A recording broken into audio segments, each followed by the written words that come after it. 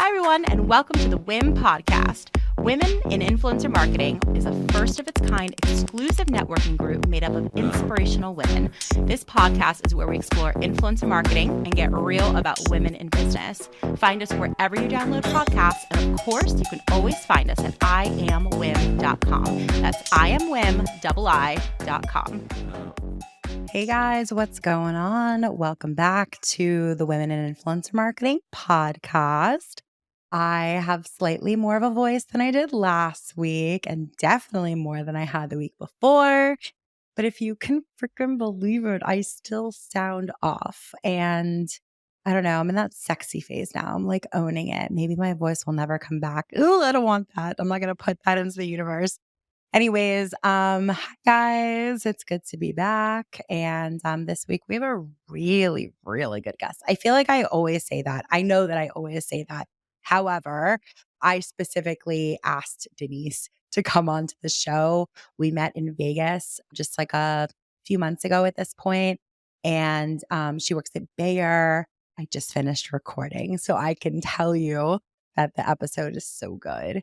So stick around for that. But before we jump into the episode, I appreciate that I got some feedback from you guys sending me some really funny DMs for the most part about our episode a couple weeks back, where it was just like a rant episode where I was just sort of sharing my sentiments on like the industry and like my disappointments, my frustrations, and at least I'm not alone. I really, really love hearing from you guys. So I appreciate the messages very much. So send us a message on our Instagram. I am Wim. You could also personally DM me. It's just Jessie Grossman, Jessie with a Y. But I will always talk to you guys. So like I hopped on a couple calls with you guys, and one person was like, I can't believe I'm like actually talking to you. I feel like I hear your voice all the time. And I'm like, I want to talk to you guys. I really do. I love feedback. And I also just like podcasting can feel kind of lonely sometimes. I appreciate that I have an interview style show for the most part. I do get to speak to our awesome guests, but I want to talk to you guys too. Like, y'all are the ones who are doing influencer marketing on a day to day. So, like, please don't be shy. Whatever your thoughts are, good, bad, and different, DM me on Instagram. It's like the best way to get in touch. LinkedIn is also good too. I always check LinkedIn as well. Anyways, we have a lot of stuff coming up in WIM. So I do have to mention that we have some really, really cool virtual and in-person events, and had a cool call today, which I won't give all the details to, but someone is interested in partnering on an event in a different city other than New York, not LA, not Chicago, but somewhere in this that's what I'll tease out. So my hope is that we can just do more in-person stuff, because nothing really beats that in-person experience. I'm like getting breakfast in the city with someone tomorrow who's a member of WIM. And I thought we were both in Brooklyn, but we're meeting in the city. And it's just nice to see people in person and just really get to know people as human beings. That's our goal at WIM. Like, it's a networking group, but I want people to feel as if it's more than that. It's really about getting to know each other as human beings. So you'll hear me ask a lot of our guests, did the same for Denise today, like, beyond yourself on paper and, you know, beyond what we present ourselves as, which is important.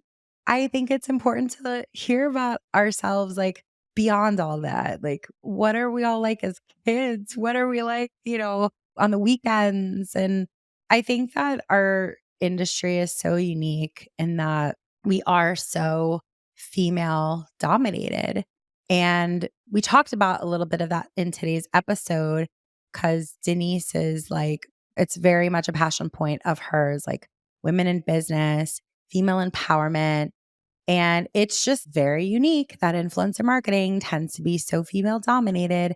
And I feel like it's our superpower, but we have to take advantage of it more often. So many of us are taught that, you know, we have to keep business and personal separate.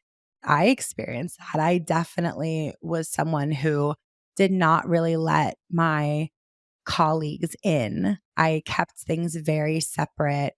And I feel like the older that I get, I enjoy blending them a bit more. I enjoy getting to know other people on a more human level. I enjoy feeling comfortable enough to share more about myself. And I try to do that on a regular basis to be hopefully an example to other people. Anyways, I digress, but feeling like I want more of that. I want more of that. And so I hope maybe even just in a little way by encouraging you guys to just be more open, we can all sort of trickle that down and create an environment where we all feel just a little bit more comfortable being ourselves. With all that being said, I want to introduce you to Denise Vitola, who works at Bayer.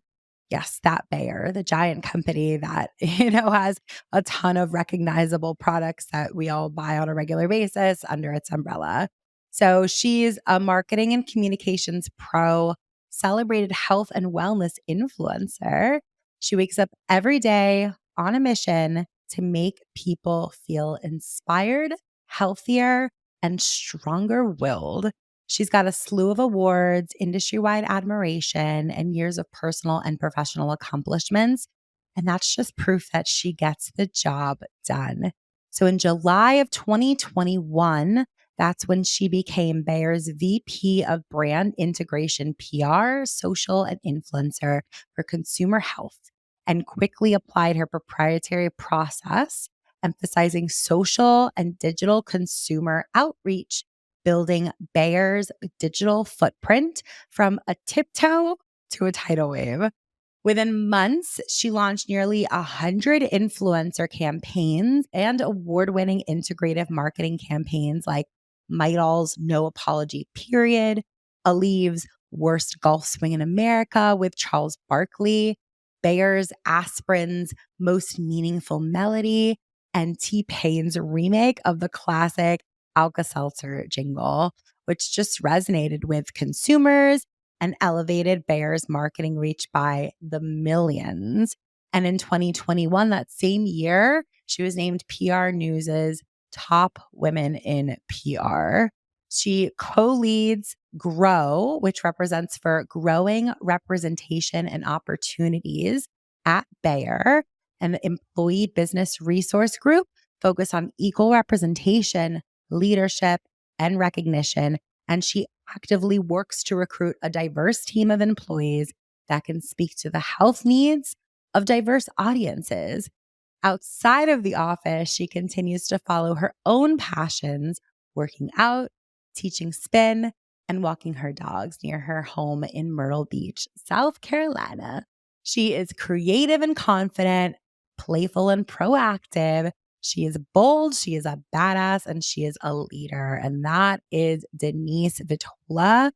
I can vouch that was my impression as well. I know you guys are going to enjoy this week's episode. So without further ado, this is Denise Vitola of Bayer.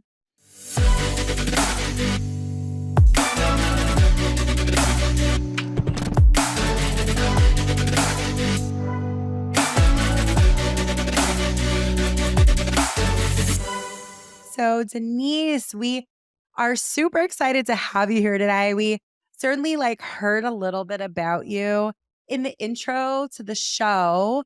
But I'm excited to have you here and chit chat all about influencer marketing and your experience, your perspective. So let's welcome. How are you today? I'm fantastic today. And thank you for having me. I love power women. And when I get girl crushing on people and things that you've done for influencer marketing and in the industry, while I'm the guest, I'm definitely honored to be here. So thank you for thinking of me for this. I am also girl crushing, which is why I wanted you to be on the show. So the feeling is super mutual. I and certainly had a sense of who you are. We're getting to know each other over the past many weeks, but also just in preparation for this interview, I was looking into everything that you're doing. And I was still excited and finding things that I didn't know before, which we're gonna dive into in our conversation. But Before we dive into some of the surprises, all the things about you, we heard about you on paper in the intro, but I always appreciate hearing a little bit more about you, but in your own words, off paper. So I think that would be an awesome place to start. Like, could you tell us a little bit more just about you, like, even as a kid, even like how you ended up in influencer marketing in the first place? Well, I'm glad you asked because paper is very flat and I'm a multi-dimensional type of person. And I'm glad you ask about a kid because I think as you develop as a person, the older you get, I think things start to come full circle. And me, myself, when I was a kid, I was very much a tomboy and very much into sports, had a very competitive personality, played a lot of sports. I always say that my father treated my brother and I like we were the same, which is awesome. And that's why I get on my pedestal about women empowerment and women having the same opportunities as men. Because as I said, I was raised like my brother and I were the same. And that's how I tackle everything in life. Like nothing is too big for me to conquer. And that has served me well in my career. So I started my career in PR, event marketing on the sports side. And that's because that's my passion, right? I played sports all through college, played sports since I was a young girl. And I wanted to do that. That was really my passion. So traveled the world, worked on the Olympics, worked on many Super Bowls, World Series, tennis, you name it. It was a lot of travel and it was very, very busy. So with that, I was in my mid-20s at that point, and I'm like, "Okay, well, I think I wanna get married, and I wanna do all of those things too." So, I was looking for a little bit more work-life balance. So I say I went from the locker room to the cheerleading squad because I started working a little bit more in beauty and fashion. And what that did for me was a great opportunity to learn a new industry, but understand that that's not what I wanted to do.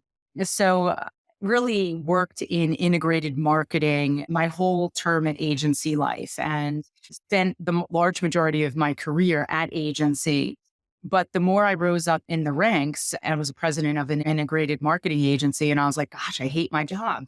I'm not here to decide what holidays we take off. I'm not here to decide what size toilet paper we have in the bathroom. I'm not here to decide if our coffee is sustainable or not. I'm here because I want to solve clients' problems.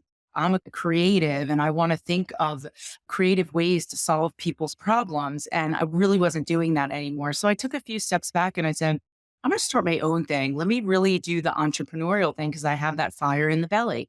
And that's really what I did. I built Vitola Strategies, which was an umbrella of many things. It was an umbrella because I'm into fitness coaching and also teach spin. I wanted to bring all of those worlds together under a wellness category where I offered integrated marketing. But at the same time, if there was like nutrition coaching or things that I could do to support women in their careers, I would do that as well.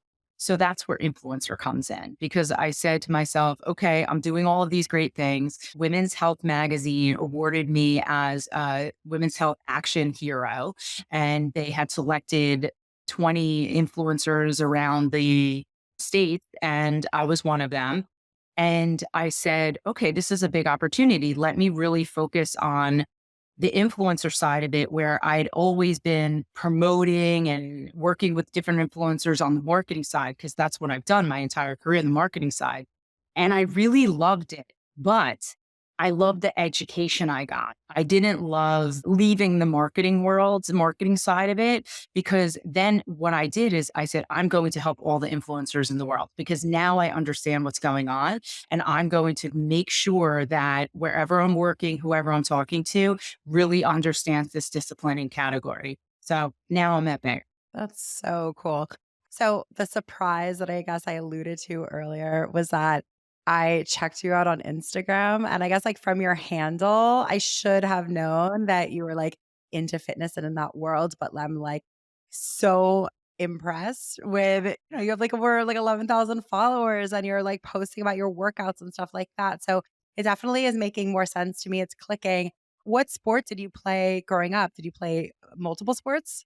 So my main sport was basketball, but I ran cross country and I played soccer as well. So I was a three sport athlete. But when I got to college, I focused solely on basketball. And like, I firmly believe that our upbringing and those like super impressionable years absolutely make an impact on the whole rest of our career and our lives in general. So, like, what through line do you see in terms of that upbringing and like being at Bayer today and the work that you're doing in marketing? It's funny because not a lot of people talk about that and ask that question, but I'm like you. And I do all of these interviews and then I'll send them to my dad because I talk about how my father raised me. Again, raised me saying, Denise, you can do anything. You could play any sport you want. You could be anything you want to do in life. And literally, if somebody's telling you that all the time, you think it, you believe it. And I step into any situation and I immediately say to myself, I can conquer this. I can do this. I can be that. There was never a question to me if I couldn't do something. It was, how do I do it? So with that approach, I applied it to work and everything that I did. And where I'm at today, I inspire and empower my teams to think the same way. When we're faced with a problem and we're being asked to solve it, there's always going to be a way. It might not be the most obvious way. It might not be directly in front of us, but we can figure it out. We can figure it out. Totally. And first of all, like, I'm obsessed with your dad. I think that's the coolest thing to just like to have not only like a parent, but a father in particular who like really like treats you as an equal. It's like a unique scenario that you were in, right? Like it could have just been you. You could have had a sister, be a brother, right? And so it's really interesting and awesome to see that like not just your mom, but like your dad was the one to be like, no, like you were equals and just like encouraged you and empowered you as a woman and a young girl at the time. So like that is such a everlasting experience and like to be able to now pay it forward. I feel like what I'm hearing is that it's well beyond you now implementing those things. Like you certainly get to reap those benefits, but also it sounds like now that you have a team, you're able to instill those things in other young women who maybe weren't fortunate enough to have those like really incredible, like that sort of an upbringing from your parents and hear those things from an early age. So that's amazing. Also, I think that like working in house at a brand is something that I hear a lot of our members and a lot of people in the women community talk about as being their goal. So many of them are currently at agencies. And I know you have an extensive agency background yourself. And my background's in management. So, like, that's not my background. But so, like, I hear though from a lot of women that they're like, oh my God, I would dream to just focus on one brand and like be in house somewhere. And I've heard that so many times. So, like, I just to hear from your experience, tell us more about how it is working in house at a brand and maybe like how it differs from all that agency experience that you have. Yeah. I'm laughing and giggling the whole time because I was never that person. I was always an agency girl. And when people asked me, do you think you'll ever go in house? I'm like, no. I'm like, they'll close the doors after I walk in there. I'm very direct. I'm very honest. I often drop the F bomb. I'm literally Logan Roy from Succession. And I dress in my own way. You could see it now. Like, yes, I'm working from home. I have my look and I'm not willing to change that.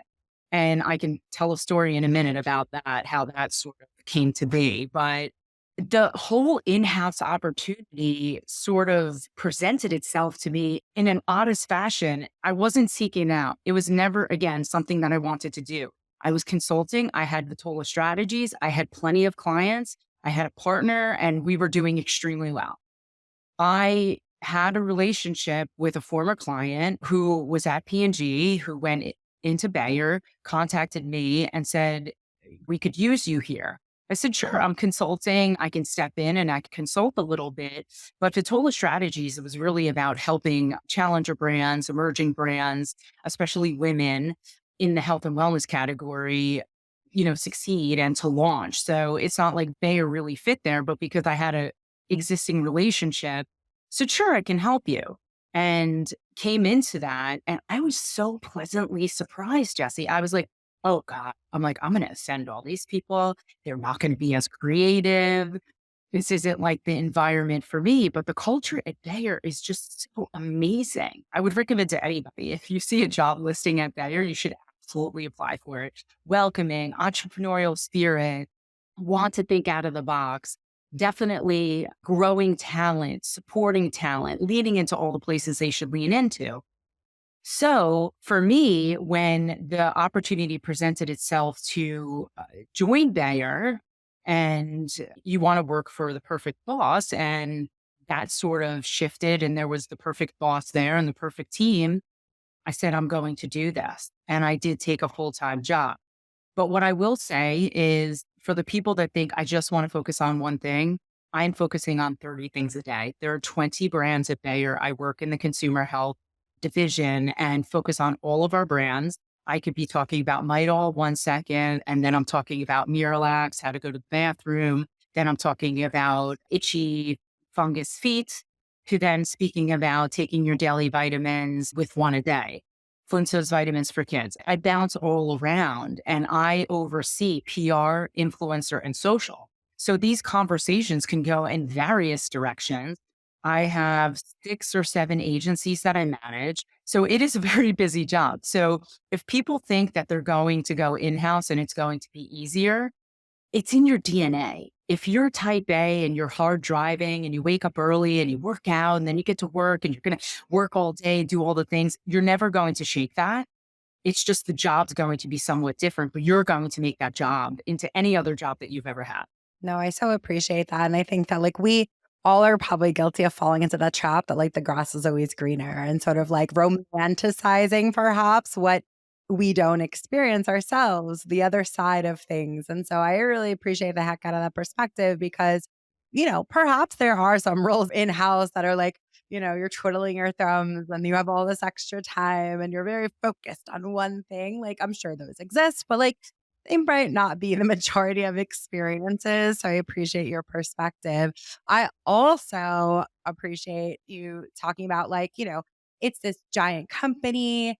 And while it's an incredible experience, I'm sure that, you're talking about like, well, some of the products that we like advertise and talk about all the time that I'm in charge of, like, they're not the most glamorous. And I actually think that's a really cool topic to dive into a little bit more because that can be incredibly challenging from like a marketing perspective and certainly from an influencer perspective. Like I do remember back in the day when I was managing talent and certain people would come to us and be like, we really want to work with your influencer, but it's about this like taboo topic or product or whatever. And it's like some of my clients, open books, happy to talk about anything, like the more taboo, the better, right? But others would be like, I don't know, or like how that be perceived. Do I really want to put that out there into the world about, this like fungus or like going to the bathroom or, a number of different things that even you mentioned.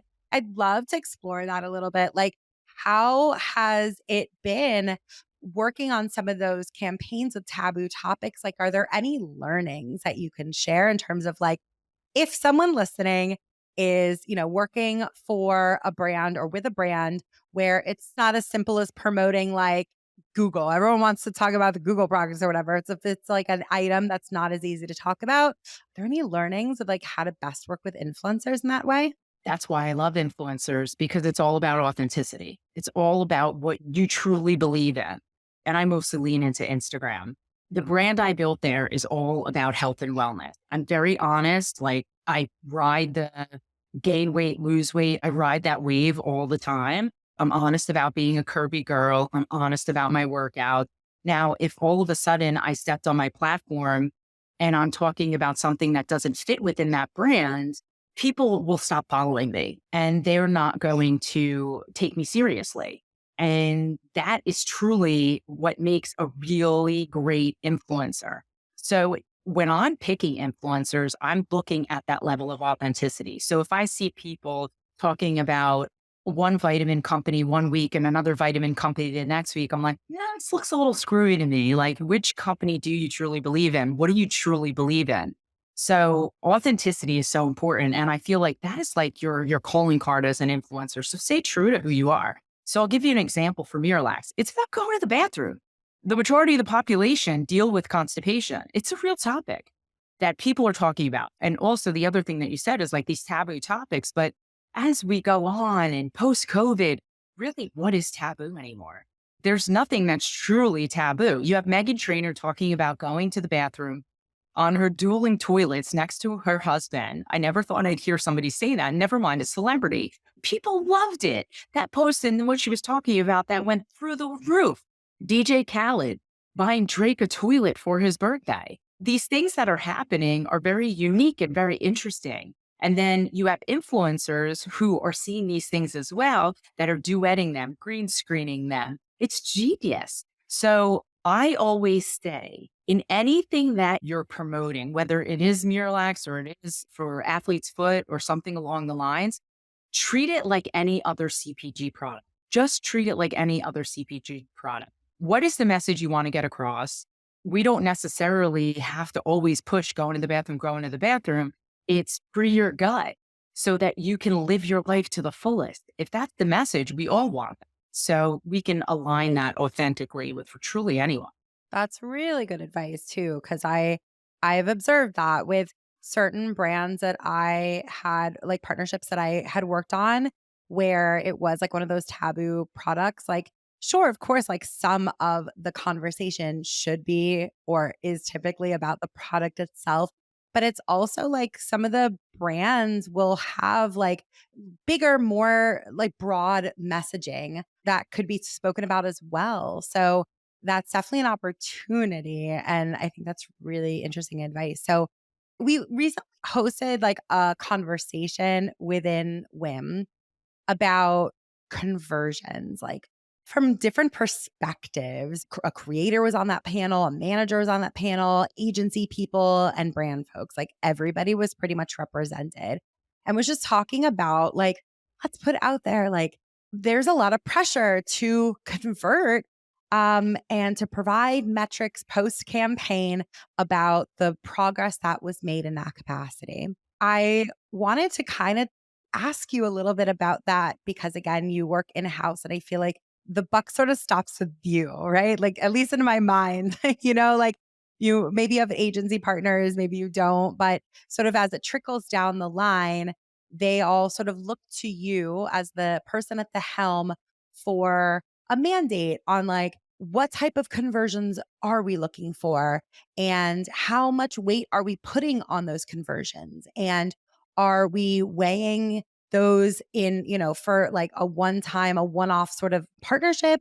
Or, is an ambassadorship? You do get a much better sense of what can be realistic in terms of conversions and a whole slew of other things. So, my question to you, because I just love your perspective in particular, is like, how much emphasis does Bayer put on conversions when working with influencers? And like, if you could share any insights into what you guys look at and how you maybe measure it. Measurement is so important. And that's how I was able to grow our investment in influencer because I came to Bayer and no one was really executing influencer programs. So when I came to the company, I started talking about, hey, there's influencer marketing. You can do this, you can do these 5 things. But when you're talking to brand managers and people that are managing the brand, they really are first managing a P&L. They're managing their budget based on what's going to bring the best ROI to their business. So I always say, speak the same language. You don't want to start talking about apples when they're talking about oranges. So that's why I feel personally that supporting your influencer content with paid media is super important because you can bring the same analytics forward that you can now compare to how all of these other paid investments are performing, how influencer is performing. So on the flip side of that, when I had my own consultancy, paid wasn't as important because I mentioned I worked with a lot of startup brands, emerging brands, and a lot of it was DTC, which I loved. And I wish that we did that because it was just sales. So I can just put a link that was driving anyone that was engaging with the post. They could go to the link and they could purchase. That was an easy metric that I can serve up that was very quantifiable. Now, I also say, in addition to the paid media, what am I looking at? What am I holding my agencies accountable to? Now, engagement to me, if metrics in and of itself is the king, then the queen is really engagement rate. Because you know this just as well as anybody else. I'm flipping through TikTok, and I'm looking and I'm looking and I'm looking. But if I'm actually going to touch it, comment on it, share it, do something with it, then I actually paid attention to it. There's something about that that caught my attention. So I do keenly and squarely look on engagement rate. So if we were doing paid media, I would definitely look at engagement rate. Impressions aren't as important to me because let's say a certain influencer has 1 million followers and you're going to have X impressions off of that. You can't really say that that's exactly who it reached because you're only reaching a small portion of their audience because of the algorithms on these platforms. So it's hard to just lean in on impressions. So really that's what we try to do at Bayer. And in terms of like, what that engagement looks like, sure, if we're talking about Instagram, it could be, a comment or like a like on the photo. But like, do you guys ever specifically look to, let's say, like drive traffic to a landing page or like, I don't know, attend an event or like, I'm just thinking of a bunch of different things. And like, are there any tactics in that capacity that have worked well or like even like instances where you could draw from? I don't know. Is there anything that comes to mind in terms of just like a very specific call to action that worked particularly well for you? Yeah, I'll talk about two things because we do both of those. So, for example, on Midol, we had two programs. One was called No Apologies, period. And we created content where menstruators don't need to apologize for having your period. If you have your period, just go with it, girl. You're empowered to march on. And then the second program was Reach for Comfort, and we did hashtag real reason. So instead of saying, oh, I have a headache, I can't do this or I can't do that, I got to cancel plans, just step up and say, menstruators, the real reason I have my period. And that's okay to reach for comfort because I'm empowered to do so. So with both of those programs, there was amazing content that we developed. And both of those were housed on YouTube and also on our website as well. But really the link that we were driving to was the YouTube page. And we were measuring the success of the program based on how many people were actually going and watching that video to completion rate. So those were things that we were looking click-through rate and then completion rate and all of those metrics that aligned with the video portion of it. The second part of it is working with a lot of our brands. Our retailers are extremely important to us. So we have a program that's executing right now called Flintstones Foodies, and it's all about picky kids and them not really wanting to eat all of the things that are giving them the nutrients that they need to grow strong.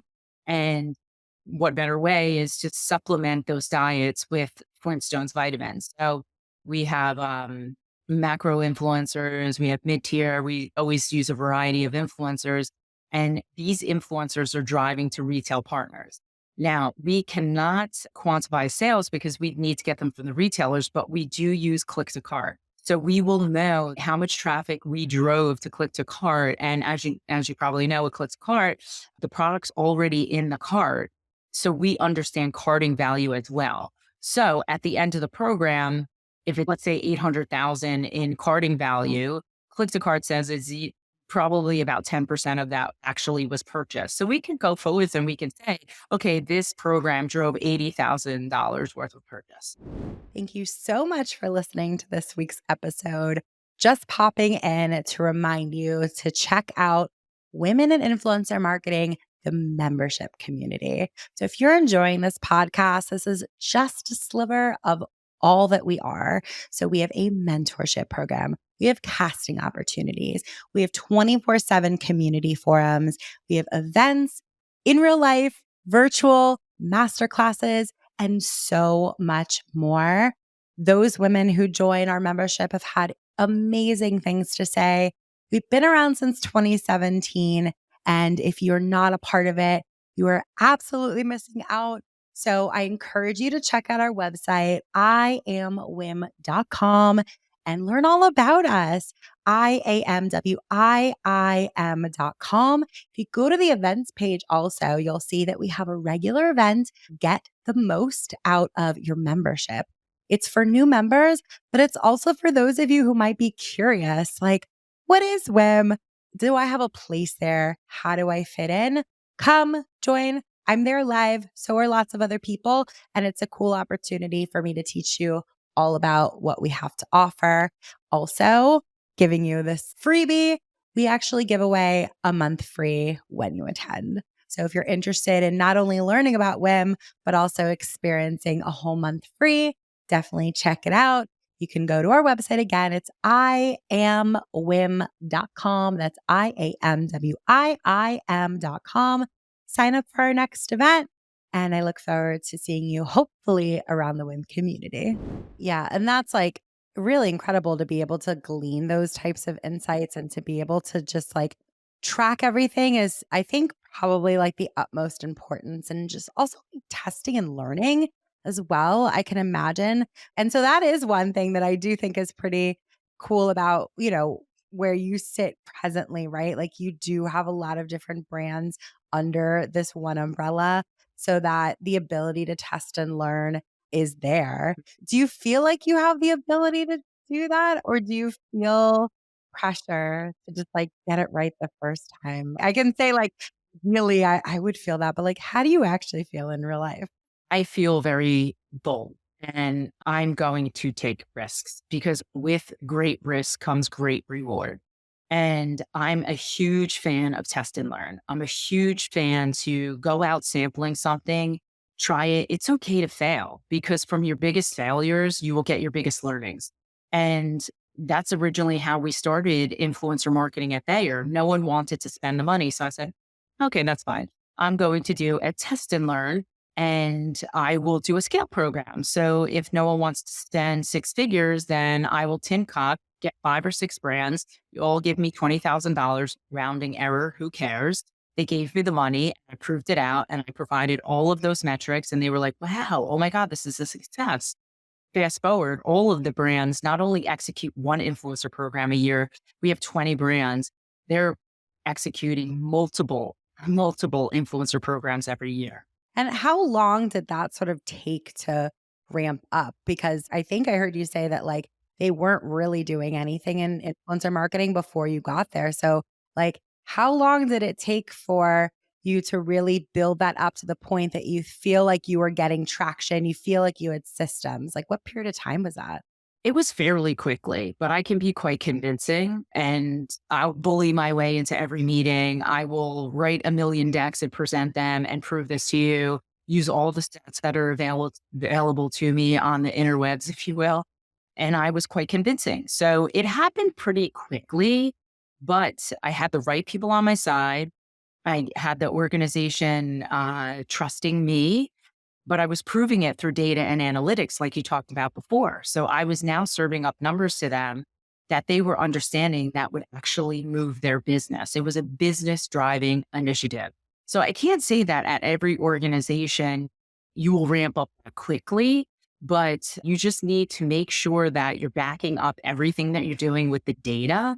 And you need to ensure that the right people or on your side. You need to build allies and make sure that they're championing the work that you're doing. And then get some trusted partners, get some brand managers that are as bold and brave and ambitious as you are, and have them take some risks with you so that when you take those risks, everyone will be rewarded in the long run. Oh my gosh, that's so good. You're speaking my language. Yeah, I love that. That's such good advice. You also spoke about how prior to your time at Bayer, when you had your own consultancy, you were working with a lot of, smaller businesses and doing influencer marketing with them. I'm all for small business. And I think that it's just an incredible also vantage point as an influencer marketer to work with small businesses because you feel the wins that much more. You feel the opportunities and maybe the losses that much more. Like the stakes feel higher in a lot of instances, even though maybe the budgets are lower. So I would love for us to talk about, how can small businesses utilize influencer marketing in particular more? Is it only for big businesses, or is there a real significant place for small business as well? I think it is a must do for small businesses. Take a look at some of the businesses that started solely by working with influencers. And that is how they built their brands through influencer partnerships. We have a brand that we acquired a couple of years ago called Care of. And it's a vitamin supplements brand. You go on, you sort of take your quiz, and then you get your little packet and it says holidays. So I open it every morning. I have to be a customer as well. You open it every morning and it's like, hello, Denise. And it kind of gives you a quote of the day and it's very inspirational and fun. They grew a lot of their business through partnerships with influencers and influencers showing this really unique, hey, Denise, good morning, take your vitamins, all these things. And that's how the business grew. And there's lots of beauty brands and there's lots of examples of how that's been done in the past. So my advice, what I believe, and we also have an influencer ambassador program at Bayer too, but I believe these smaller brands, if you can really bring influencers in as part of your company, show them what you're about, show them that these partnerships will benefit them and you, invite them behind the curtain to understand what you're trying to do and what you're trying to achieve, and work with them on the long term, not on these short projects. And that will help build your brand while they're building their brand. You don't want to work with a million influencer sort of followers. You want to work with those people that are also trying to build their brand. So you're subsequently both working together on building something. And I do believe that there's tons of benefits in that.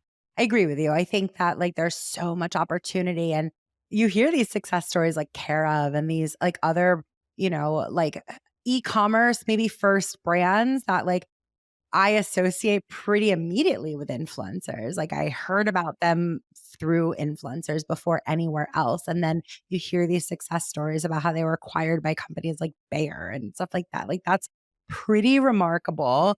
But I also conversely hear like just nerves from people who work at small businesses or smaller businesses, just essentially saying like, I see and I agree with you and I see the potential, but either I don't have or I'm super nervous to invest monetarily.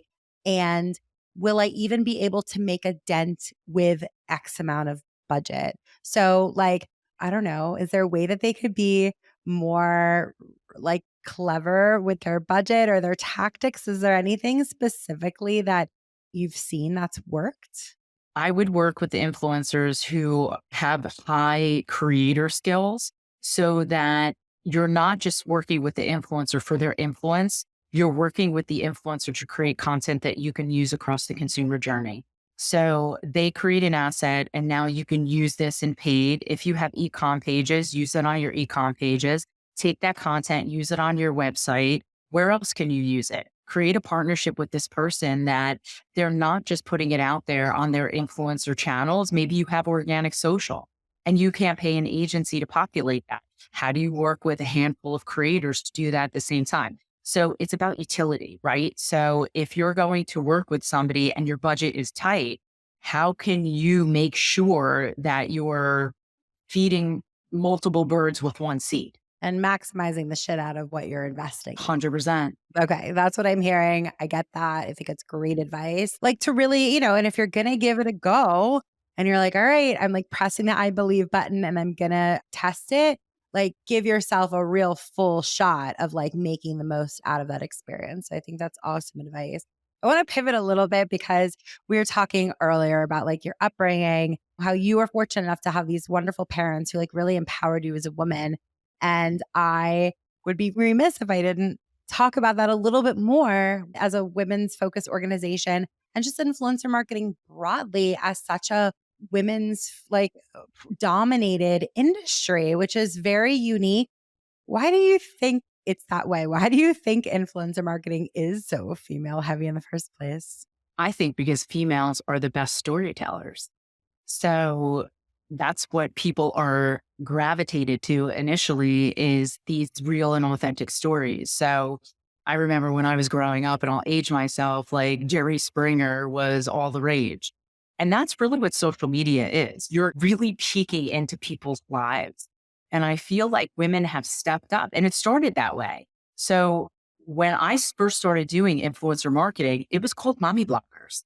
There was a thing called Block Her. And that was the biggest conference where you can start learning about influencer marketing. They started writing blogs and then social media, dipping their toe in that. It was short form.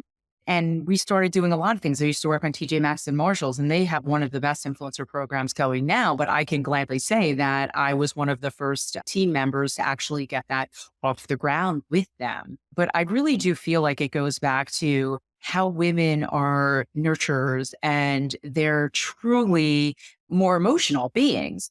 So they're happy to invite people into their lives to really express themselves.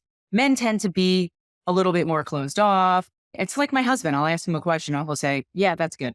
But if I ask my girlfriend, oh my God, yes, then you get a whole story with it. So I feel like that's the difference. But where I'm at in my life, I want to do everything I can. Like, this is my legacy, is to make sure that I have imprinted on women's lives to help them get to the next level. And one of the things that I'm working on now with the ANA is fair and equitable pay for all influencers. And that includes women as well.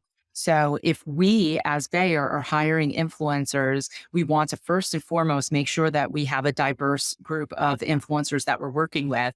And we want to pay them all fairly and pay them all the same.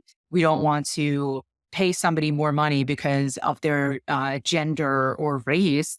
Everyone needs to be paid fair and equitably. Well, it's an interesting take because I certainly have heard a lot of people say things like, I'm looking to pay people fairly, but not necessarily the same. So I'd love to hear more about like the philosophy behind that and how that's been going for you and those efforts. Yeah. Well, women will tend to ask for less. And women of certain ethnicities will tend to even ask for less. So let's just say we have an influencer program, 50,000 to 100,000 followers, we pay X, or somebody's asking for X. Well, okay, say we pay it. Now, if somebody comes in the same range and asks for less, we will pay them more. We will pay them what we're paying the other person. Got it. So it's more of like sort of like favored nations a little bit, just sort of like raise the bar and have the bar be higher to start. That sounds really admirable that you guys are focused on it. And like anything that a company is looking to change, it sounds daunting to change anything, but I feel like you can sort of simplify it and give yourself a better chance to actually succeed at it with simply just making it a focus. So like it's a mandate, like everybody at the company has to be mindful of X. You're so much more likely of making that change and making a significant change. I'd also love to talk about like how you guys determine pricing. I feel like, talking about finances is already taboo. Everyone's uncomfortable. It's not even like a gender thing. A large majority of our community are talent managers. And I know that some people that listen to this podcast are the creators. And whatever side of the equation you sit on, I think there's still, as much as we, even as an organization, try to dispel some of this like veil, we try to take that down. There's still a lot more questions than answers. Like, how do I determine what I'm worth? How do I charge for this partnership? People can go in with the best intentions and still end up where they make a big swing to have a sports reference and they still miss. And so, like, from your perspective, like, if somebody is negotiating a deal with you or with someone on your team, what's some advice that you would give them so that you on the other side feels as if there's fairness happening, feels as if there's like the budding of a future partnership happening and a partner that you would want to continue working with beyond that scope? Well, I work closely with my agency, so it's based on years of data, right? So we're taking a look at engagement rate, followership, types of content, and you create this criteria. And then you create the criteria and you allocate a number to it. So it is somewhat arbitrary, right? And I think that that's why organizations like the ANA and organizations like yours are really trying to ask these questions and standardize things.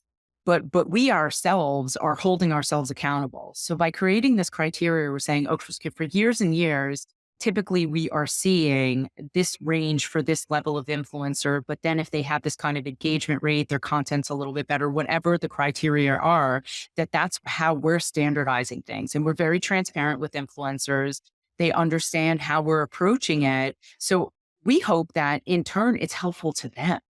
So they will know, hey, I agree with that and I feel like I'm worth that. Or maybe they have some information and feedback they want to give us that we will consider and apply. But it's something that we're trying to standardize on our end to be helpful for the people that we're hiring. Yeah, I just think like more conversations about it need to happen, right? Like just more transparency and like I feel like even just like a mindset shift, right? Like where it doesn't feel adversarial. When I've observed people on either the management side, agency side, whatever, and I'm just like a fly on the wall and I've sort of observed, I feel like these people have like really healthy relationships, like professional relationships with people. I'm like, what makes it different? Like, what are they doing right? And it really is that it's like, it's feeling as if they're really building real partnerships. It doesn't feel like they're using anybody for a partnership. It doesn't feel like they're adversarial with anybody. It just genuinely feels as if they're there and they know that the other side, like they're just on the same team. And like that just seems to go over so well. And the people that I've observed who like I feel like they're really successful and really good at that, they've mastered that. Like that's what it is. It's the way that they interact with others. And also, I think a great way to even like finish out our chat today is talking a little bit more about work life balance, right? So, I would love to get a sense from you about your opinion on like how women in particular, because we are a female dominated industry, can best handle work life balance to like live their best lives, to have families if they want, to have like, time with their family, to be able to take trips, vacations, but also be passionate about the work that they're doing and be the best version of themselves. What advice would you give to women who are listening who might be struggling with those things? Yeah, and I know everybody does, and I used to as well. But something pivotal happened in my life that changed that for me, and will have forever have changed that for me. And what I did learn, and I hope that my learnings can be an example that people can just simply change, and they don't have to go through crazy things like I had to do. But if you're sacrificing your family, your personal time, I'm here to tell you, and I'm sorry to say this, and your company may disagree with me, but on any given day, that company can turn on you. And on any given day, that company can replace you. Everybody is replaceable.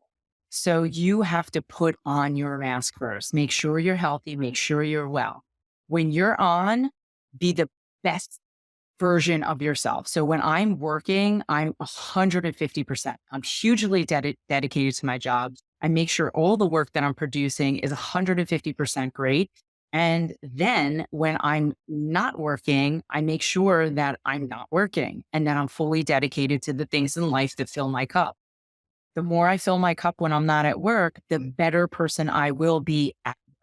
So setting boundaries, I know that people say it's hard, but it's like anything else. If you're going to go on a diet, you cannot drink alcohol, right? Or you're going to do it occasionally. And this is the same thing. If you're going to set boundaries, you have to do it. Nobody else can do it for you. And people are like, yeah, I blocked my morning, but this so-and-so wanted to meet with me. No, the answer is no.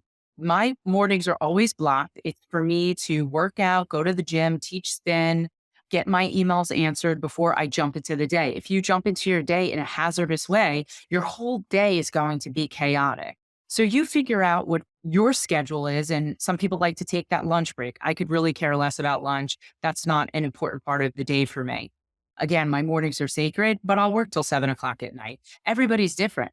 But if you're going to block off the time, stay committed to it, because if you don't stay committed to it, then it's never going to happen. You're the only person that can be accountable for yourself. I love that. And also, I appreciate you saying, find out what's meaningful to you. So I feel like even like this show, like people might listen to our podcast or some other podcast and hear somebody be like, oh, I love meditation. Yeah, exactly. And like if I heard that, for example, I'd be like, good for you. That's phenomenal. But like I can give two shits about meditating. I've tried, it doesn't do it for me. And so to your point, it's like, well, maybe like a morning, something in the morning, a workout, a walk with my dog, like A cup of coffee, listening to a podcast.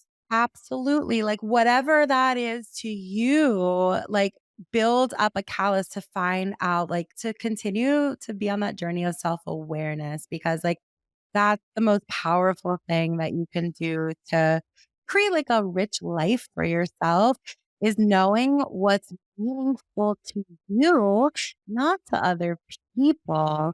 So I appreciate the heck out of that. And then, of course, that's the first step. The next step is, holding yourself accountable and doing it on a regular basis and setting those boundaries. But some people are so nervous to set.